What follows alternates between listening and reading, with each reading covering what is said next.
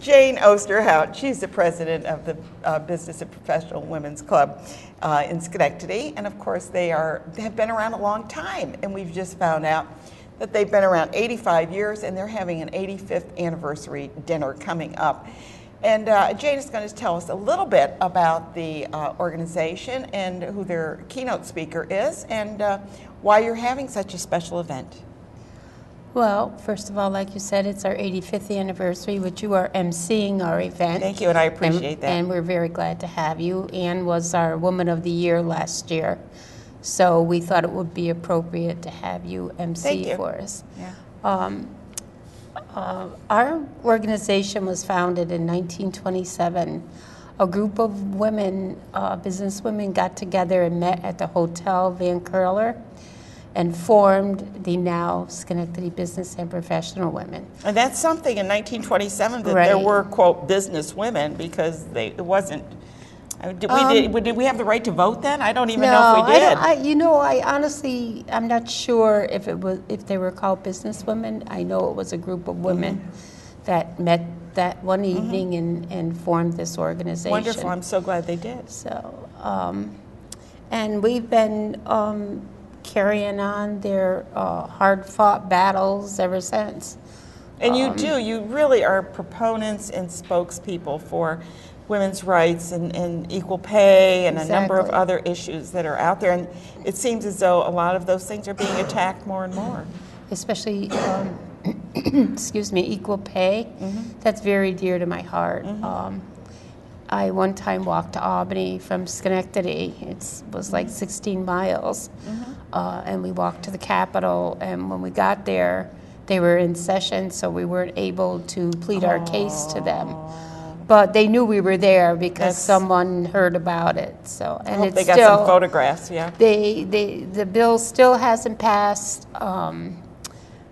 It's on the governor's desk, I guess. And do we even need a bill? Isn't this just common sense? It Equal is. pay for equal work. Right. I mean, if you have the same experience, the same qualifications, why can't you have the same pay? Exactly. I remember years ago when I was raising my children, I had to work 3 jobs to make the kind of money I needed to support them.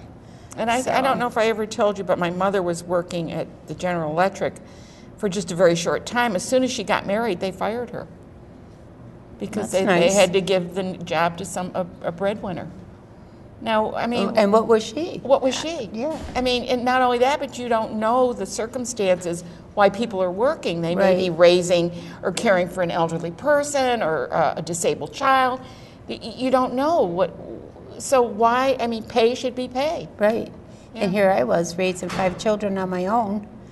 And that wasn't, oh my God. And I had to work 3 jobs to do it, but it was all worth it. Yeah, so. of course. Yeah. But the fact is that if you had been a man, it would have been... Right, I would have only had to work maybe 1 job, maybe or 1.5. 1.5, yeah, something like that. So tell us about the dinner and who's going to speak. The dinner's going to be at the Riverstone Manor.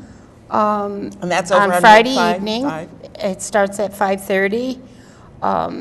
Our keynote speaker is Barbara Henton, and she's from Washington, D.C., and she is the BPW Foundation Chair. Okay. And she's an excellent speaker. Oh, wonderful. And she'll be speaking about the BPW Foundation and also women in the military.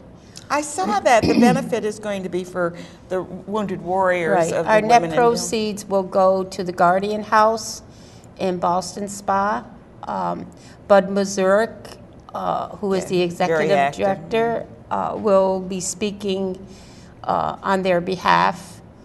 We invited all of the residents to be there as our guests. Oh, nice. And also the House director, Pat Whitaker.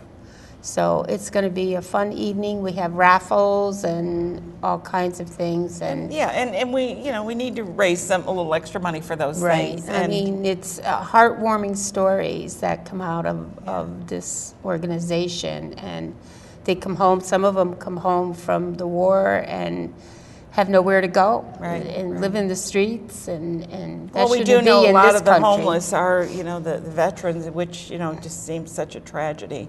Right. Where people have given their time and effort to defend, you know, our borders or whatever they're defending. It's certainly, it's a sad commentary that we aren't supporting them more, and I'm glad to see that you're aware of that It's and very dear helping to our the women. hearts also, that and are- also the Wounded Warrior program. Absolutely. Yeah, that's really a wonderful, wonderful program. So if you would like to attend that, it's going to be held on the 11th, which is a Friday, and at 5:30. And you can still get tickets to that if you can, or Well, if they call me today, I have to give my final count Okay. in today, Okay. and after and that, today you take your chances. is May 8th, in case anyone asks. So, you know, if you're thinking, if you're watching this later, it might be too late.